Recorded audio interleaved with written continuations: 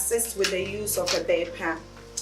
Assist with the use of a bedpan is a very long skill. It has 17 steps. It can be a little bit tricky, so please pay attention.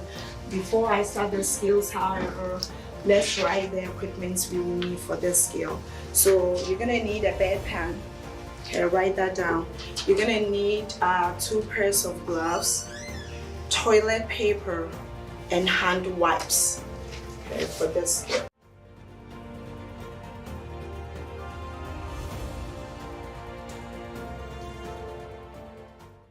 So I've come to my GNA exam.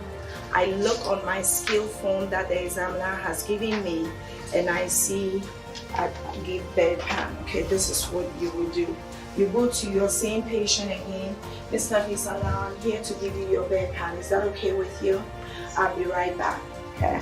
So to gather your equipment, you're gonna put a pair of gloves on.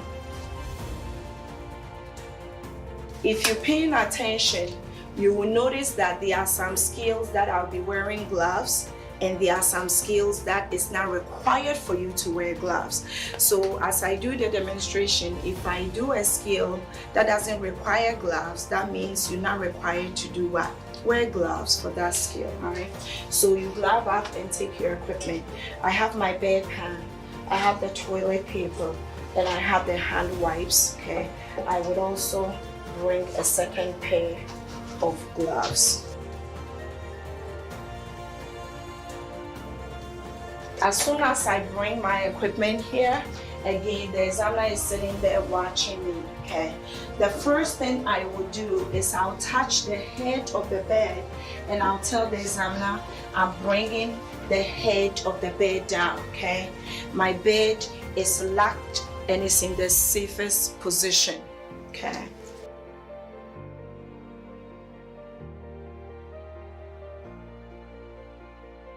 You're gonna give your patient instructions over here. For bedpan, you have to build a tent because we are pretending the patient was not dressed up, all right?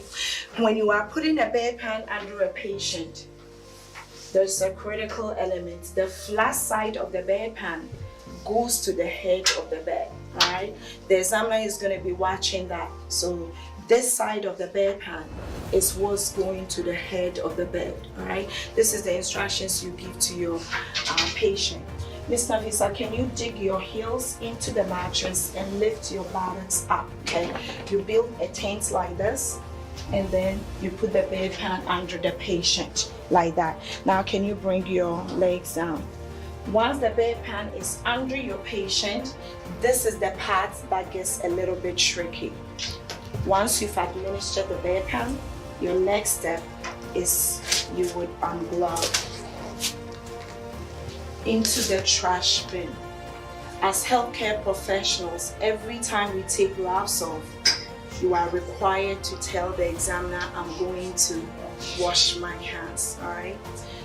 So you see that. The next thing you do is to bring the head of the bed up to the farthest position, all right? So the examiner is watching me. I raise the head of the bed up to a certain position.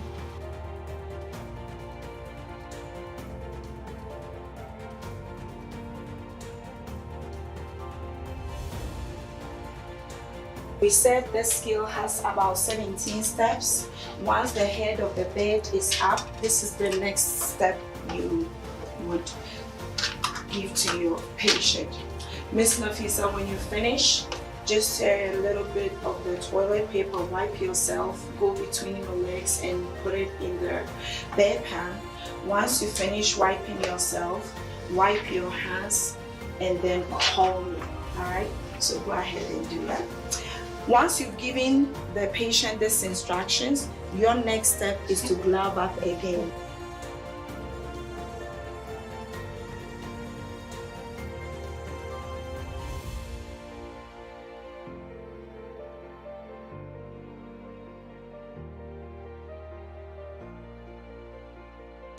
When your patient calls you with your glove hands, you would bring the head of the bed down before you remove the bedpan.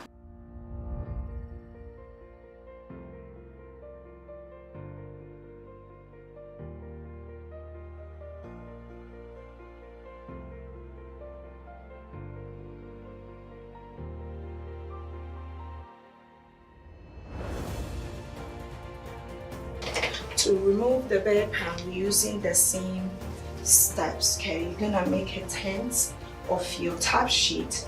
Ask your patient to dig their heels in, and you remove the bedpan as such. Cover your patient now. You're going out and you're gonna empty the contents of the bedpan into the toilet. We said every time we go out, who comes with us? The examiner, all right?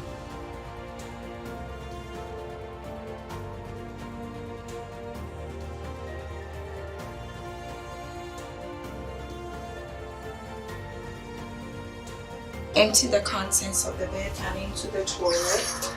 Rinse the bedpan into the toilet.